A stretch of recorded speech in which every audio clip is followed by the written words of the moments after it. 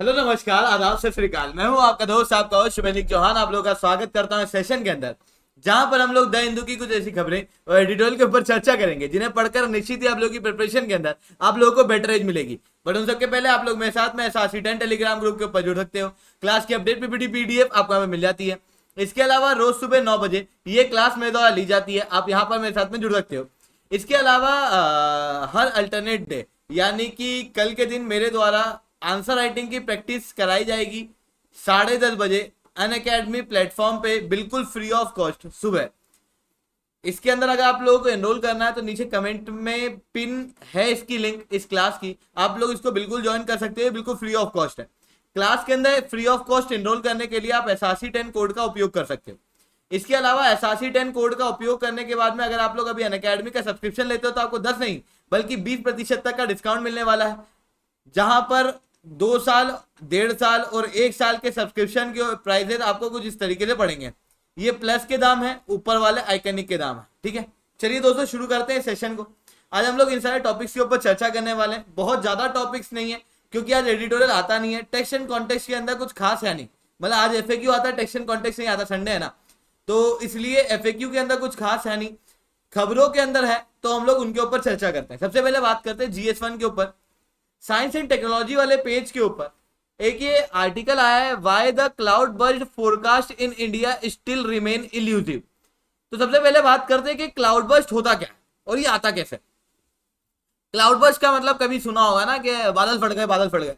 तो अब किसी ने ज्यादा कार्टून देखे होंगे तो उसको लग रहा होगा कि अरे बादल जो है वो बूम बूम करके फट रहे होंगे। ऐसा नहीं होता। बादल फटने का मतलब होता है किसी एक छोटे से एरिया में बहुत ज्यादा बारिश होना। ठीक है सर, बहुत ज्यादा बारिश हो गई किसी एरिया में, पर कितनी बारिश हो गई, कोई डाटा कुछ ऐसा तो बताओ ना हम लोगों को कि कॉन्क्रीट चीज की अच्छा इतनी बारिश हो गई तो हम लोग कहेंगे कि यार ये चीज जो है ये क्लाउड बर्स्ट है। तो according to the Indian Meteorological Department, अगर 100 mm की रेनफॉल 1 घंटे के अंदर हो जाती है तो हम लोग कहते हैं कि ये क्लाउड बर्स्ट है। 100 mm तक की रेनफॉल अगर 1 घंटे में हो जाती है, इसी को ही अगर मैं एरिया में कन्वर्ट करूं तो एक बहुत ही छोटे ज्योग्राफिकल एरिया में 20-30 स्क्वायर किलोमीटर के एरिया में लगभग 100 mm की रेनफॉल। अब आप बोलोगे कि सर 100 mm की रेनफॉल तो पूरे भारत में हो ही जा रही होगी। एक छोटे से एरिया में 20 से 30 स्क्वायर किलोमीटर के एरिया में लगभग 100 mm की रेनफॉल हो रही है, तो उसे हम लोग कहेंगे कि यार ये क्लाउड बर्स्ट है। एरिया जितना बढ़ता जाएगा है ना, वहां पर फिर रेनफॉल का नंबर जो है वो बढ़ता जाएगा। ठीक है, जैसे 100 लीटर तक का पानी अगर हर स्क्वायर किलोमीटर पे आए, मतलब हर स्क्वायर मीटर पे आए, इसको अगर आप कन्वर्ट करोगे ना, 100 mm अगर 1 घंटे में गिर रहा है लगभग 20 से 30 स्क्वायर किलोमीटर के एरिया में, तो इसको अगर आप वॉल्यूम में, ये mm है, वॉल्यूम में कन्वर्ट करोगे तो लगभग 100 लीटर का पानी गिरना चाहिए हर एक स्क्वायर किलोमीटर के एरिया में। तो फिर आप कहोगे कि यार ये जो चीज है ये क्लाउड बर्स्ट है। क्लाउड बर्स्ट का मतलब क्या, कम एरिया के ऊपर बहुत ज्यादा बारिश होना। ठीक है, 100 mm तक की बारिश हो जाना, इतनी बात समझ में आई। अब ये होती कैसे, ये फिनोमेना कैसे हो जाता है, तो देखो यार, आपने कभी देखा है क्लाउड कैसे बनते हैं? कितने को लगता है क्लाउड ऊपर जो बादल है वो रुई है? डोरेमोन कम देखा करो। क्लाउड जो ऊपर है वो वाटर वेपर है, पानी, पानी की वेपर ऊपर जाके कंडेंस हो गई है। कंडेंस ये शब्द बचपन में गलती से केमिस्ट्री किताब पे नजर पड़ी होगी तो पढ़ा होगा। कंडेंसेशन का मतलब होता है कोई भी लिक्विड के फॉर्म में गैस का कन्वर्ट हो जाना। मतलब आपने कभी सुना होगा ना कि यार ये वेपोराइज हो गया है। वेपोराइज हो गया मतलब क्या, मतलब लिक्विड जो है वो गैस बन चुका है। वहीं अगर गैस लिक्विड बनने लगे तो उसे कंडेंसेशन कहते हैं। कंडेंसेशन कब होता है, तो कंडेंसेशन होने के लिए पहले तो मेरे को ठंडा तापमान देना पड़ता है, एक ठंडा तापमान, जिसकी वजह से गैस का सेचुरेशन आए, हवा के अंदर जो वाटर वेपर है उसका सेचुरेशन आए। ठीक है, दूसरा मेरे को यहाँ पर उसका RMX वगैरह करना पड़ता है, वो काफी टेक्निकल टर्म है, वो स्टैटिक के अंदर पढ़ना। ठीक है, ठंडा तापमान देना है पहला। दूसरा हाइग्रोस्कोपिक न्यूक्लियाई देना है। ये क्या होता है समझा रहा हूं, 2 सेकंड। आप में से किसने ठंडी बोतल देखी है पानी की, बर्फ वाली? तो बर्फ की ठंडी बोतल के आसपास आप देखते होगे कि ये अगर बोतल है तो यहां पर ना पानी की बूंदें जम जाती हैं, देखिए क्या? वो पानी की बूंदें आपको क्या लगता है पानी की बोतल के अंदर से आई क्या? नहीं, वो हवा की वेपर है जो यहां पर लिक्विड फॉर्म में आ गई, मतलब गैस जो है वो लिक्विड बन गया है, गैस जो है वो लिक्विड बन गया है, यानी कि कंडेंसेशन हो चुका है। कहां हुआ है? बॉटल की सरफेस के ऊपर। क्यों हुआ है? अगर बॉटल गर्म होती तो क्या ऐसा होता क्या गर्म बॉटल में? नहीं, बॉटल ठंडी थी, मतलब आपने ठंडा तापमान दिया। दूसरा, कि ऐसा भी तो हो सकता था ना यार कि ये पानी की बूंदे इस बॉटल की सरफेस पे ना आते हुए दूर से ही ऐसे टपकने लगती नीचे, दूर से ही। पानी तो उस समय पे आके भी मतलब उसको वो प्रॉपर एनर्जी मिल चुकी होगी कि वो लिक्विड के अंदर कन्वर्ट हो जाए, वो तापमान मिल चुका होगा बॉटल के आसपास भी। जैसे ये अगर बॉटल है, मान लो बहुत ठंडी बॉटल है, इसके आसपास वाले रीजन के अंदर भी तो वो तापमान मिल ही चुका होगा। यहां पर वो पानी की ड्रॉपलेट बनके क्यों नहीं गिरती? क्योंकि उसको एक सरफेस चाहिए।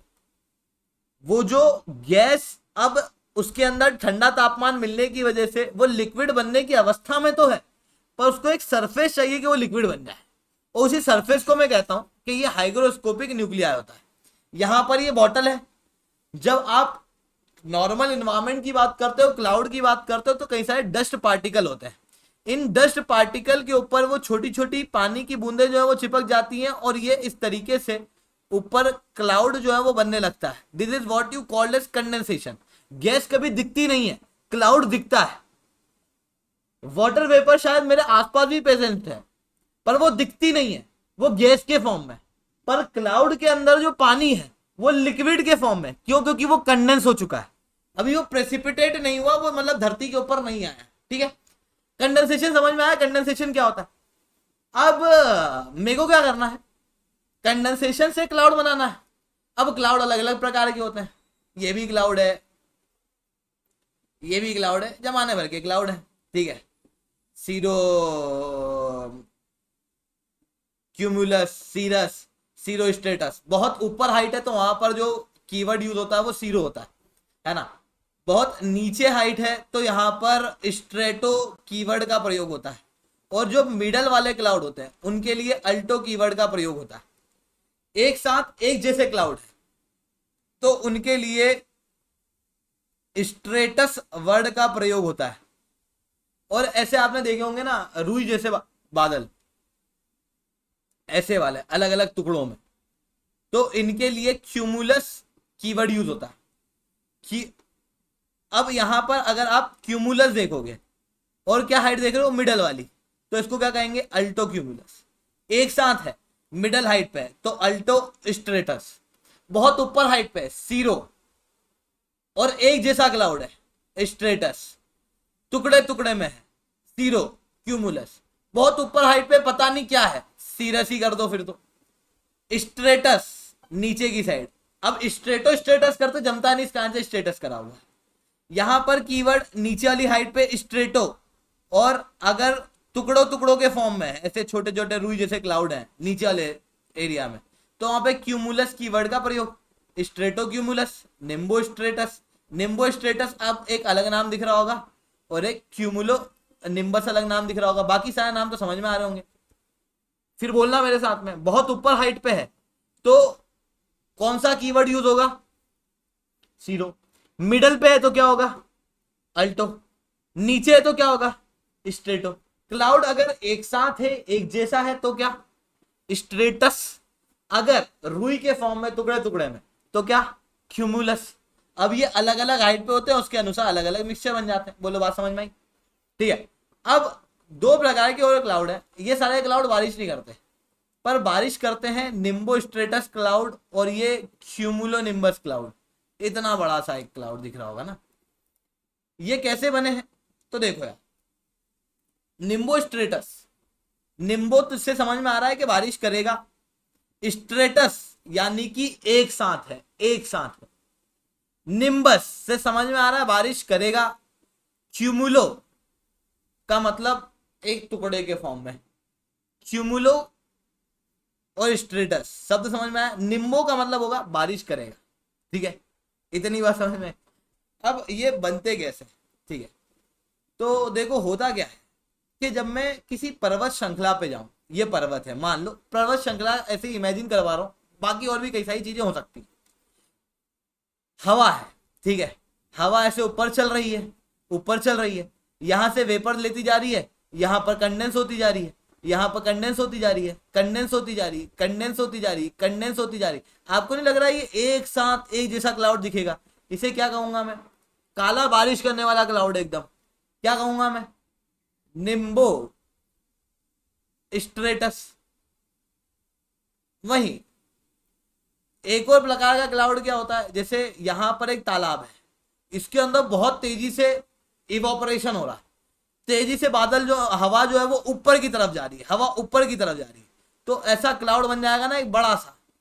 इस क्लाउड को मैं क्या कहूंगा? Cumulo nimbus. अब इन दोनों क्लाउड को देखो, निम्बो स्टेटस बहुत बड़े एरिया में, तो बहुत बड़े एरिया में बारिश करेगा, बारिश बिखरी हुई होगी, लॉजिक लग पा रहा है। क्यूमुलो निम्बस एक छोटे से एरिया में है, ऊपर के सारे क्लाउड मिला मिला के नीचे बारिश कर रहे होंगे। तो आपको क्या लगता है क्लाउड बर्स्ट, जिसका मतलब कम एरिया पे ज्यादा बारिश है, वो निम्बो स्ट्रेटस के कारण होगा या क्यूमुलो निम्बस के कारण होगा? सोचो, विचार करो, बताओ। ये यहां पे बना देता हूं, मेरे वजह से दिख नहीं रहा होगा। जैसे तालाब है, तालाब का इवोपरेशन हो रहा है, तो ये हवा के तेजी से ऊपर जाने के साथ में अगर कंडेंसेशन हो रहा है तो इस तरीके का एक बड़ा सा क्लाउड बन जाएगा, इसे मैं कहूंगा क्यूमुलो निम्बस। और एक होता है कि यार ये पहाड़ के ऊपर इस तरीके के ऐसे मतलब फैले हुए क्लाउड बनना, यहाँ पर इसकी वजह से फैली हुई बारिश होगी, इसकी वजह से एक साथ एक जगह में बारिश होगी। तो आप ये बात समझ पा रहे हो कि क्यूमुलो निम्बस की वजह से क्लाउड बर्स्ट हो सकते हैं। क्यों? क्योंकि क्लाउड बर्स्ट का मतलब क्या है? कम एरिया में ज्यादा बारिश होना। वो कौन कर सकता है? क्यूमुलो निम्बस कर सकता है। पर क्या हर क्यूमुलो निम्बस क्लाउड बर्स्ट कर देगा क्या? स्वाभाविक सी बात है, नहीं। होता क्या है, होगा ये कि अगर मैं इस क्यूमुलो निम्बस क्लाउड को बहुत तेजी से बनाऊं और बहुत तेजी से बारिश करूं, ठीक है, मतलब इसका प्रेसिपिटेशन बहुत तेजी से होना चाहिए, एकदम पानी जो है वो ऊपर से क्लाउड से छूट जाना चाहिए। मैंने आपको बताया था कंडेंसेशन का मतलब क्या होता है। कंडेंसेशन का मतलब कि एक डस्ट पार्टिकल के ऊपर छोटे छोटे पानी के ड्रॉपलेट होने की वजह से, ऐसे कई सारे ड्रॉपलेट के मिलने की वजह से क्या हो जाता है, आपस में ये क्लाउड का फॉर्मेशन हो जाता है। अब अगर इन्हीं चीजों के ऊपर, इन्हीं डस्ट पार्टिकल के ऊपर और पानी की ड्रॉपलेट आती जाएंगी तो वो पानी बहुत भारी हो जाएगा, डस्ट पार्टिकल पकड़ नहीं पाएगा, पानी छूटेगा, नीचे की तरफ आएगा, प्रेसिपिटेशन होने लगेगा। इसके लिए मेरे को क्या करना पड़ेगा? ठंडा तापमान देना पड़ेगा। ये बात समझ रहे हो? अब मेरे को क्या करना है, इस क्यूमुलो निम्बस क्लाउड को जमीन पे बनाना है और अचानक से इसका तापमान कम कराना है। अब तापमान कम कहां होता है? आपके पास में दो ऑप्शन है, एक होता है कम हाइट पे, एक होता है अच्छी हाइट पे, ऊपर जाने पे। आप खुद सोचो, ये अगर हिमालय है तो हिमालय में आपको बर्फ हिमालय के चरणों में मिलेगी या फिर हिमालय के ऊपर मिलेगी? तापमान ऊपर ठंडा मिलता है। अगर इसी को टेक्निकल टर्म में कहूं तो ऊपर जाने की वजह से नॉर्मल लैप्स रेट होता है 6.5 डिग्री सेल्सियस प्रति किलोमीटर के हिसाब से। और जब क्लाउड की बात है तो फिर तो एडियाबेटिक एक्सपांशन और कॉन्ट्रैक्शन होगा, जो कि 10 डिग्री सेल्सियस प्रति किलोमीटर के हिसाब से और 5 डिग्री सेल्सियस प्रति किलोमीटर के हिसाब से होता है। अब जो लोग नहीं पढ़े हैं ज्योग्राफी, लोड लेने की आवश्यकता नहीं है इन सारी चीजों की, क्योंकि आप ज्योग्राफी पढ़ोगे तो समझ जाओगे, ठीक है। वरना मैंने सिंपल टर्म में आपको बता ही दिया कि ऊपर जाने की वजह से तापमान जो है वो कम होता है, ठीक है। अब मतलब मेरे को क्लाउड को, क्यूमुलो निम्बस क्लाउड को ऊपर लेके जाना है ताकि वो क्या हो जाए, ठंडा हो जाए, यानी कि पर्वतीय क्षेत्र के ऊपर लेके जाना। पर क्यूमुलो निम्बस क्लाउड अचानक से पर्वत पे नहीं बन पाएगा। क्यूमुलो निम्बस क्लाउड कहीं बनेगा तो वो कहां बनेगा? जहां पर कन्वेक्शनल करंट हो रहे हो, मतलब हवा जो है वो ऊपर जा रही हो इस तरीके से, ये नॉर्मल जमीन के ऊपर बने।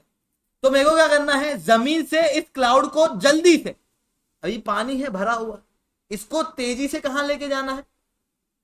माउंटेन के पास में, और वहां पर इसकी तेजी से बारिश करानी है, जल्दी से जल्दी, फिर वापस से इवोपरेशन कराना, ताकि क्या हो कि 100 mm की बारिश भी तो हो कम एरिया में, 20-30 स्क्वायर किलोमीटर के एरिया में इतनी बारिश भी हो तो प्रोसेस को मेरे को फास्ट करना पड़ेगा ना।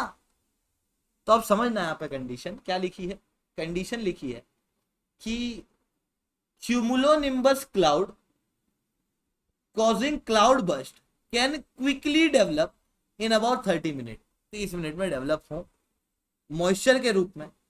और ये सब हो जब हवाएं 60 से 120 स्क्वायर किलोमीटर की रफ्तार से चले। हवा तेज चलेगी तो क्लाउड जो बना हुआ है वो माउंटेन के यहाँ जाएगा, तेजी से बारिश करेगा। और जब ये वाली कंडीशन उसके अंदर सेटिस्फाई हो जाएगी किसी रेयरेस्ट केस में, तो उसको हम लोग कह देंगे कि बादल फट गए। समझ गए? तो बादल कहाँ फटेंगे? माउंटेन वाले क्षेत्र में। भारत के अंदर कहाँ फटेंगे सबसे ज्यादा? तो फिर कहोगे कि यार जहां पर बादल पहले आएंगे। अब जब मैं कह रहा हूं कि ये इंडिया है, आपको पहले तो माउंटेन ढूंढने पड़ेंगे। वेस्टर्न घाट, ऊपर हिमालय, इधर ये पूरा हिमालय, मॉनसून। पहली चीज तो माउंटेन चाहिए। दूसरी चीज चाहिए कि मॉइस्चर लेडन हवा, विंड, मॉइस्चर लेके आती हुई विंड जो क्या करेगी, इन माउंटेन के ऊपर क्लाउड बस्ट करेगी। भारत के अंदर वो कैसी है? मॉनसून। मॉनसून कैसा? साउथ वेस्ट वाला। तो जब साउथ वेस्ट मॉनसून आएगा और वेस्टर्न घाट पे टकराएगा तो क्या हो सकते हैं? क्लाउड बस्ट हो सकते हैं। यहां पर से भी ये इधर से भी आता है ना, मतलब मॉनसून बे ऑफ बंगाल वाली ब्रांच, वो हिमालय से टकराएगा, नॉर्थ ईस्ट वाले रीजन के अंदर क्लाउड बस्ट होगा। तो फिर क्या लिखा है अगला? फोर्थ पॉइंट देखना जरा यहाँ पर। फोर्थ पॉइंट आपको दिख रहा होगा कि cloud burst mostly rugged terrain में होते हैं, हिमालय और वेस्टर्न घाट और नॉर्थ ईस्ट हिल्स के अंदर। बोलो कोई दिक्कत? इतनी बात समझ में आई। और ये जो मानसून होता है, मतलब ये होता है इंडिया के अंदर क्लाउड बस्ट होता है मानसून सीजन में। साउथ वेस्ट मानसून विंड जो है वो हवाएं लेके आती हैं और वो एकदम यहाँ पर क्लाउड बस्ट करती हैं। अब जब भी क्लाउड बस्ट होता है तो भैया भारत का जो मानसून की सिचुएशन है वो इस तरीके से है कि यार हम लोग अंदाजा नहीं लगा पाते। हम लोग क्या पूरे विश्व में कोई अंदाजा नहीं लगा पा रहा। आज के समय पे 62 अलग अलग पैरामीटर हैं जिनसे हम लोग समझते हैं कि यार मानसून ज्यादा आएगा, कम आएगा, बारिश ज्यादा होगी, कम होगी।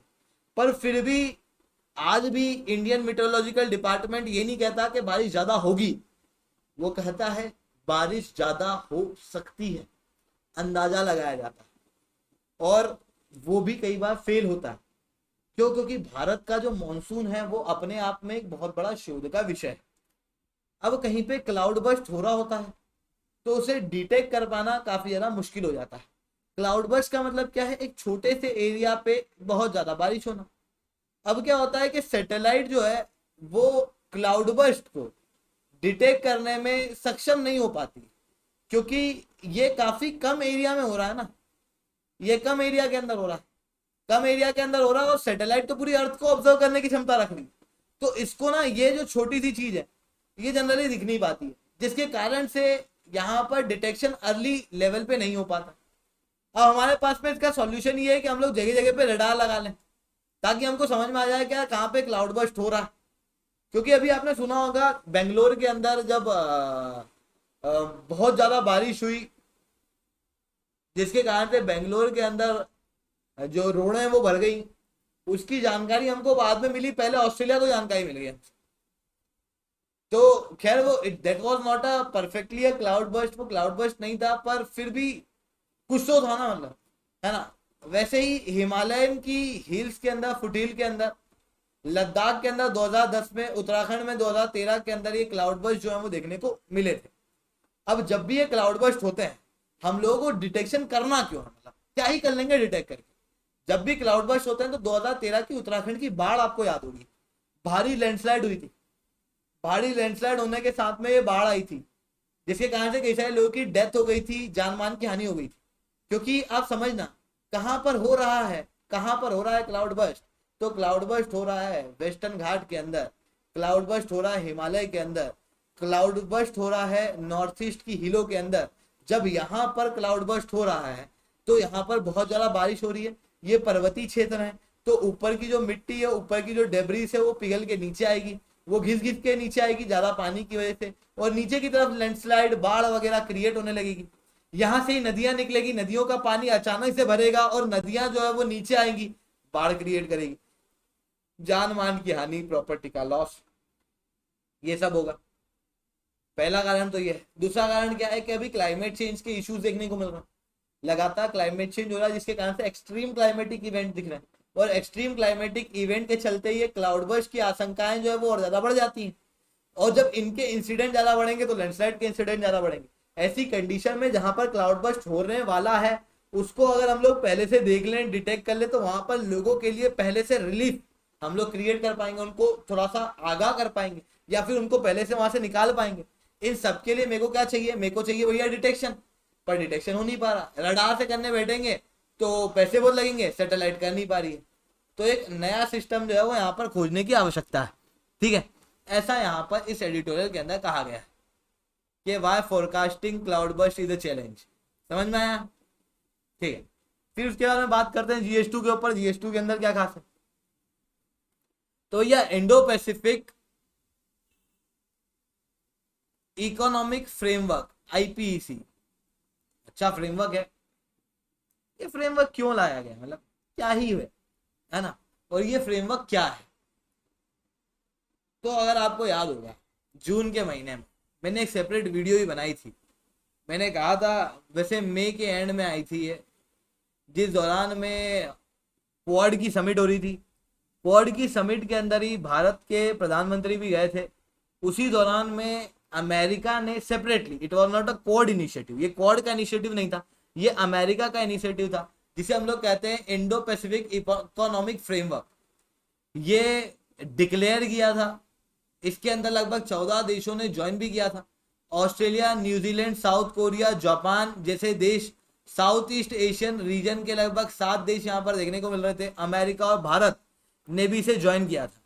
इसके अंदर 4 अलग अलग पिलर थे, जिनके ऊपर ये 14 देश काम करने वाले थे। ये जो 14 देश हैं, ये लगभग 40% विश्व की GDP को होल्ड करते हैं। तो वो देश इस इंडो पैसिफिक इकोनॉमिक फ्रेमवर्क के लिए आगे आए थे। ये एक ट्रेड एग्रीमेंट था, जिसके अंदर कहा गया था कि 4 अलग अलग पिलर के ऊपर हम लोग काम करेंगे। पहला काम है सप्लाई चेन। कोविड-19 की वजह से सप्लाई चेन टूटी है, हम लोग सप्लाई चेन ठीक करेंगे, फर्स्ट थिंग। दूसरी चीज कि हम लोग क्लीन एनर्जी को प्रमोट करेंगे इकोनॉमी के अंदर, क्लीन इकोनॉमी के ऊपर फोकस करेंगे। तीसरी चीज कि हम लोग टैक्सेशन के ऊपर, एंटी करप्शन जैसी चीजों के ऊपर काम करेंगे। जब हम लोग इसके ऊपर काम करेंगे तो हम लोग फेयर इकोनॉमी प्रोवाइड करेंगे। साथ में हम लोग आपस में व्यापार को बढ़ाएंगे, that is the fourth pillar, that is the trade pillar. ये 4 अलग अलग पिलर इन्होंने दिए थे इंडो पैसिफिक इकोनॉमिक फ्रेमवर्क के। तो ये जो 4 पिलर थे, एक था सप्लाई चेन, एक था क्लीन इकोनॉमी, एक था फेयर इकोनॉमी, और एक था ट्रेड पिलर। ठीक है, ये 4 अलग अलग पिलर थे। ट्रेड पिलर के अंदर कहा गया था कि इंडो पैसिफिक रीजन के अंदर हम लोग आपस में एक दूसरे को व्यापार के अंदर बढ़ावा देंगे। ये इंडो पैसिफिक इकोनॉमिक फ्रेमवर्क के अंदर ये कहा गया था कि कोई भी देश इन 4 पिलर में से किसी भी एक पिलर को ज्वाइन कर सकता है, या 4 पिलर को ज्वाइन कर सकता है, खुद से डिसाइड कर सकता है। साथ में इसके लिए आपको कोई अलग से कानून पास करने की जरूरत नहीं है। यहाँ पर हम लोग आपस में बस कोलैबोरेट करने वाले हैं, कोई बड़े चेंजेस नहीं होने वाले हैं। यहाँ पर कोई बाइंडिंग चीजें नहीं है एक दूसरे के ऊपर, कोई अप्रूवल लेने की आवश्यकता नहीं है आपको अपने देश की सरकार से, कोई रेक्टिफिकेशन की जरूरत नहीं है। साथ में अमेरिका ने कहा कि कोई भी मार्केट एक्सेस नहीं दिया जाएगा, और मार्केट एक्सेस ना देने का कारण अमेरिका का बहुत साधारण था कि अमेरिका के अंदर दिक्कत यह है कि अमेरिका के अंदर लोग जो हैं वो जॉब के लिए काफ़ी लड़ रहे हैं। उनका कहना यह है कि डेवलपमेंट हम लोग करें, वो बाहर के देश वाले जॉब जो है वो ले जाते हैं। अमेरिका के अंदर काफ़ी बाहर के लोग जॉब करने आते हैं, तो काफ़ी सारे लोगों का कंसर्न रहता है मार्केट एक्सेस का। इसी कारण से अमेरिका ने आरसेप को ज्वाइन नहीं किया था, और इसी कारण से अमेरिका ने ट्रांस पैसिफिक जो पार्टनरशिप थी, है ना, कंप्रिहेंसिव ट्रांस पैसिफिक पार्टनरशिप, उससे अपने आप को खींच लिया था। अब ये आरसेप और ट्रांस पैसिफिक पार्टनरशिप, ये वो पार्टनरशिप थी जो ट्रेड पार्टनरशिप है इंडो पैसिफिक रीजन में और चाइना के द्वारा यूज की जाती है। अब चाइना इनका भाग है, चाइना इंडो पैसिफिक के देशों के साथ में कोलैबोरेट कर रहा है, वहीं अमेरिका कर नहीं पा रहा है। क्यों? क्योंकि कोई पार्टनरशिप है ही नहीं। तो इस कारण से अमेरिका ने निकाला था programme Indo Pacific Economic Framework, ताकि दूसरे देशों के साथ में कोलैबोरेट हो, पर मार्केट एक्सेस ना दिया जाए। मार्केट एक्सेस इसलिए ना दिया जाए ताकि अपने देश के लोग विरोध ना, ठीक है, इसलिए ये चीजें जो है वो की गई थी। मैंने क्या बताया, 4 में से कोई सा भी एक पिलर ज्वाइन किया जा सकता है, 2 किए जा सकते हैं, 3 किए जा सकते हैं, 4 किए जा सकते हैं। भारत ने 3 पिलर ज्वाइन किए हैं, चौथा नहीं किया। भारत ने ट्रेड पिलर अभी तक ज्वाइन नहीं किया है। भारत ने सप्लाई चेन, क्लीन एनर्जी और फेयर इकोनॉमी को यहाँ पर ज्वाइन किया है। अब बात आती है इंडो पैसिफिक इकोनॉमिक फ्रेमवर्क के बेनिफिट क्या। तो बेनिफिट साधारण है कि यार Pacific region, Indo Pacific region के अंदर चाइना के अलावा एक और पार्टनरशिप उभर के आएगी जो लोगों को और दूसरे देशों को मौका देगी कि हम लोग यहाँ पर कॉपरेट कर सकते हैं। दूसरा कि यहाँ पर जो देश है वो 14 ऐसे देश हैं जिनको मिला के 40% अर्थव्यवस्था बनती है पूरे विश्व। इंडो पैसिफिक के अंदर 50% से ज्यादा। ऐसी कंडीशन में और देशों को ये अट्रैक्ट करेगा। ये एक ट्रेडिशनल पैक्ट नहीं है, दिख भी रहा है। कुछ नॉर्मल ट्रेडिशनल ट्रेड एग्रीमेंट जो होता है वो काफी ज्यादा अलग होता है, ठीक है, जिसके अंदर क्या किया जाता है, व्यापार को मार्केट एक्सेस दिया जाता है। जैसे इंडिया और यूएई ने किया था कि भैया आपका गोल्ड हमारे यहाँ पर आएगा, हमारा सामान जो है बिना टैरिफ के 90% तक का यूएई के अंदर जा सकता है, ये हुआ था। तो ये चीजें जो है वो हम लोगों को देखने को मिलती हैं। तो ये एक ट्रेडिशनल पैक्ट नहीं है, पर इसके अंदर रियल टाइम इकोनॉमिक इशू, जैसे आज सप्लाई चेन का इशू है, आज टैक्सेशन, एंटी करप्शन जैसी चीजें है ना, टेरर फाइनेंसिंग जैसी चीजें, इनके इश्यूज हैं, तो उनको ठीक करने के अंदर ये काफी इंपॉर्टेंट रोल प्ले करेगा, ठीक है। पर इसकी वजह से इंडिया को क्या बेनिफिट हो सकता है, तो इंडिया को बेनिफिट ये हो सकता है कि यार एक तो इंडिया जो है वो किसी को मार्केट एक्सेस खुद भी नहीं देना चाहता। व्यापार के अंदर हम लोग इतनी आसानी से मार्केट एक्सेस देते नहीं है, तो ये इंडिया को सूट करता है पहला तो। दूसरा क्या कि इंडो पैसिफिक रीजन में कोलैबोरेट करने का काम आता है, पर इसके कई सारे ड्रॉबैक भी हैं कि ये मार्केट एक्सेस किसी को नहीं प्रोवाइड कर रहा है। अब अमेरिका का मार्केट एक्सेस ही तो दूसरे देशों को चाहिए होता, तभी तो अमेरिका से लोग जुड़ते हैं, क्योंकि अमेरिका का मार्केट एक्सेस मिलेगा मतलब डॉलर का इन्फ्लो बढ़ेगा। डॉलर का इन्फ्लो बढ़ेगा तो अर्थव्यवस्था जो है वो ऊपर उठेगी। जो अर्थव्यवस्था को अमेरिका का मार्केट एक्सेस मिलता है वो हमेशा ऊपर उठती। तो अमेरिका मार्केट एक्सेस दिया नहीं, तो अमेरिका ने अपने बेनिफिट की बात तो कर ली पर दूसरे देशों के बेनिफिट की बात करी नहीं, तो दूसरे देश जो है वो उससे काफी ज्यादा नाखुश हैं। दूसरा कि B3W build back and better world, blue dot initiative, ठीक है, ये सारे प्रोग्राम अमेरिका के द्वारा पहले भी निकाले गए थे चाइना को काउंटर करने के लिए, पर वो अभी तक इंप्लीमेंट हुए नहीं है, तो ये भी क्या इंप्लीमेंट होगा। तो एक ये है। तीसरा क्या है कि केवल यूएस के फायदे के लिए, केवल यूएस का ही बेनिफिट की बात कर रहा है। यूएस का डोमिनेशन जो है वो यहाँ पर बढ़ता हुआ दिखाई देगा।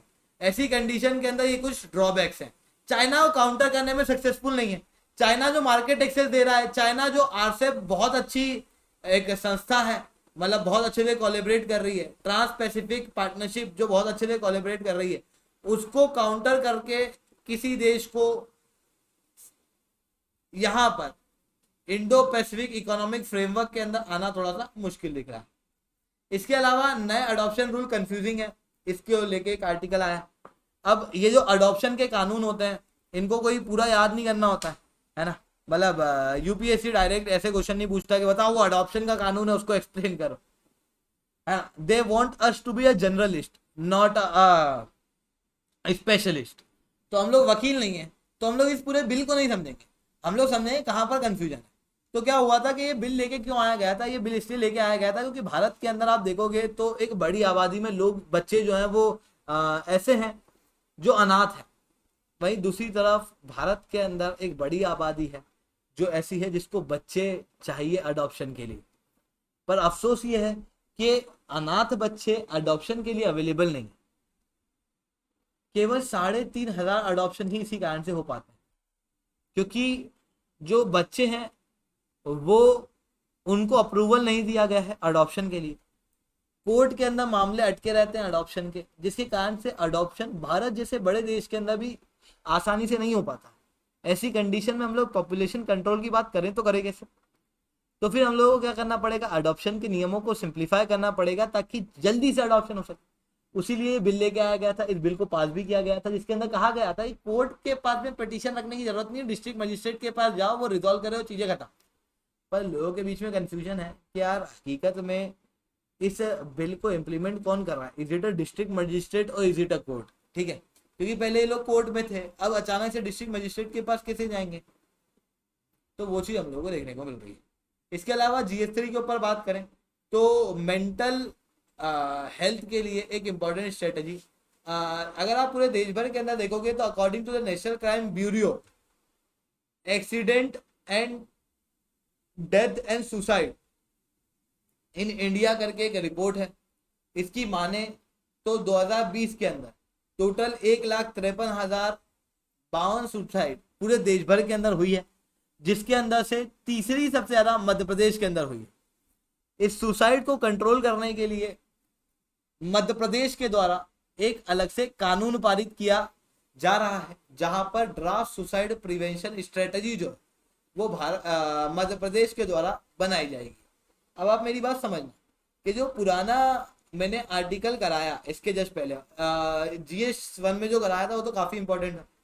GS2 के अंदर ये जो आर्टिकल मैंने कराया, ये बस नोट मत करना, बस देख लो, इससे रिलेटेड कोई मेंस में क्वेश्चन नहीं आने, है ना। एग्जाम्पल के अंदर आप कोट कर सकते हो तो भले ही कर दोगे, ठीक है। तो एग्जाम्पल के अंदर कोट करने के लिए ये चीज यूज आ सकती है ना, कि हम लोग अडॉप्शन की चीजों को इजी कर रहे हैं किसी क्वेश्चन के एग्जाम्पल के अंदर, तो बस इसको देख लो और थोड़ा सा ध्यान में रखना कि अच्छा ये चीज है। वहीं ये स्ट्रेटजी, सुसाइड वाली स्ट्रेटजी, इसके ऊपर भी कोई डायरेक्ट क्वेश्चन आने नहीं है। राइट टू लाइफ वगैरह को इम्प्लीमेंट करने के लिए सुसाइड को कम करना जरूरी है, ठीक है। तो उसके लिए भी कोई ऐसा कुछ नहीं होता कि यार बताओ कि यार ये ड्राफ्ट पॉलिसी क्या है मध्य प्रदेश के अंदर बनी हुई, इसके ऊपर कोई क्वेश्चन नहीं पूछेगा। पर ये एग्जाम्पल के अंदर काफी ज्यादा यूज आता है, क्योंकि क्या होता है कि जब भी आप अपने आंसर के अंदर एक एक्स्ट्रा एग्जाम्पल लिखते हो जो किसी राज्य से सेंट्रिक है, तो लगता है कि यार ये बंदा बहुत डिटेल में चीजों को पढ़ा होगा, तो उस कारण से ज्यादा अच्छे मार्क्स जो है वो मिल पाते हैं। तो ऐसे एग्जाम्पल जो है वो अपने पास में रखो, ठीक है, जहां पर ये स्ट्रेटजी जो है वो लेके आई जा रही है। इसके अलावा molecular neuromorphic computing technology, science and technology point of view से टॉपिक इंपॉर्टेंट है, और साइंस एंड टेक्नोलॉजी का केवल एक पेज ही आता है संडे के दिन हफ्ते में, और यहां से क्वेश्चन काफी ज्यादा बन जाते हैं साइंस एंड टेक के, इसलिए ये चीजें इंपॉर्टेंट होती है। अब मैंने क्या बताया कि यहाँ पर न्यूरोमॉर्फिक कंप्यूटिंग टेक्नोलॉजी, समझ पा रहे हो? न्यूरोमॉर्फिक का मतलब क्या होता है? न्यूरॉन का प्रयोग करके कंप्यूटिंग टेक्नोलॉजी जो है वो क्रिएट करने की कोशिश भारत के अंदर की जा रही है। कहाँ की जा रही है? IISc बेंगलोर के अंदर की जा रही है। यहाँ पर क्या किया गया? यहाँ पर आर्टिफिशियल इंटेलिजेंस और मशीन लर्निंग का प्रयोग किया गया है, और इसी के अंदर ना अभी तक आप अगर इलेक्ट्रॉनिक्स की बात करोगे या कंप्यूटर वगैरह की बात करोगे, कहीं पे भी आपको ऑर्गेनिक मटेरियल दिखता है क्या? सेमीकंडक्टर देख लो, ऑर्गेनिक है क्या? इनऑर्गेनिक है। कहीं पे मतलब सब्जी वगैरह डाल दी कंप्यूटर के अंदर, ऐसा होता है क्या? नहीं, क्योंकि ऑर्गेनिक मटेरियल काफी ज्यादा इनस्टेबल होता है, यूज नहीं किया जाता है। पर यहाँ पर आर्टिफिशियल इंटेलिजेंस और मशीन लर्निंग का प्रयोग करके एक नया रिवॉल्यूशन लाने की कोशिश की जा रही थी, जहां पर हम लोग चाह रहे थे कि यार एक ऐसा डिवाइस डेवलप हो जो कि एक न्यूरॉन, मतलब दिमाग के अंदर जो न्यूरॉन होता है उस तरीके का काम करे, न्यूरोमॉर्फिक कंप्यूटिंग डिवाइस, इसको बनाने की कोशिश तो की जा रही थी, और इसके अंदर प्रयोग किया गया organic material. Design the neuromorphic devices using the organic material that have not been used hitherto. 2000 developing this device mimic the वगैरह वगैरह, ठीक है। काफी सारे इक्विपमेंट जो है वो IISc के द्वारा इसके लिए डेवलप कर लिए गए। बोलो बात समझ में? तो लेक्चर अच्छा लगा हो तो लाइक कर दो, लेक्चर बहुत अच्छा लगा हो तो SRC10 कमेंट कर दो। अगर अनअकैडमी के ऊपर सब्सक्रिप्शन लेना है तो आप लोग कोड यूज कर सकते हो क्या दोस्तों? SRC10, जिसके बाद में आप लोगों को मेरे द्वारा personally one on one mentorship मिलेगी। दोस्तों आज के लिए इतना है। जय हिंद, जय भारत।